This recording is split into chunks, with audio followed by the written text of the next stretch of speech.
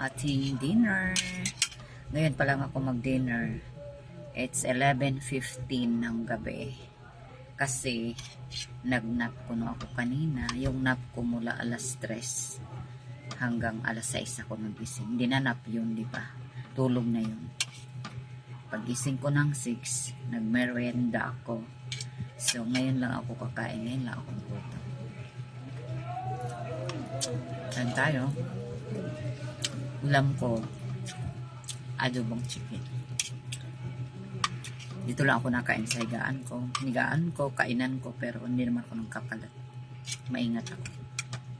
Kasi ayan, oh, may tray ako. Tapos yan, ayan ang potangon ko. So, hindi ako makalat.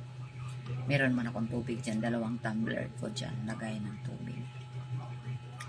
So, dito lang ako sa kwarto ko. Ayun. Kaakyat ko lang kasi nagbukas ako dun sa baba. Kumakain ako ngayon. Ganun. Ganun lang ang buhay ng tambay. Pero pag nakapagtrabaho naman ako, nakapahinga naman ako, or meron ako mapasukan magtatrabaho. Pero pag natawagan din ako ng on-call din, work din. Ayun.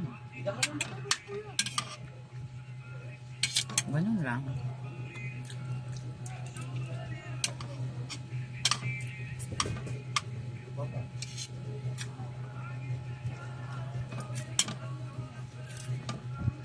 Kain tayo.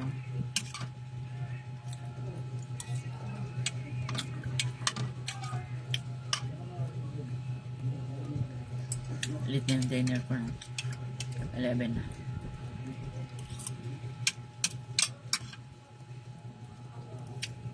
Late naman ako nung makatulog kasi anong oras na ako nagising. So hanggang dito lang muna guys. Bye for now. Thank you for watching.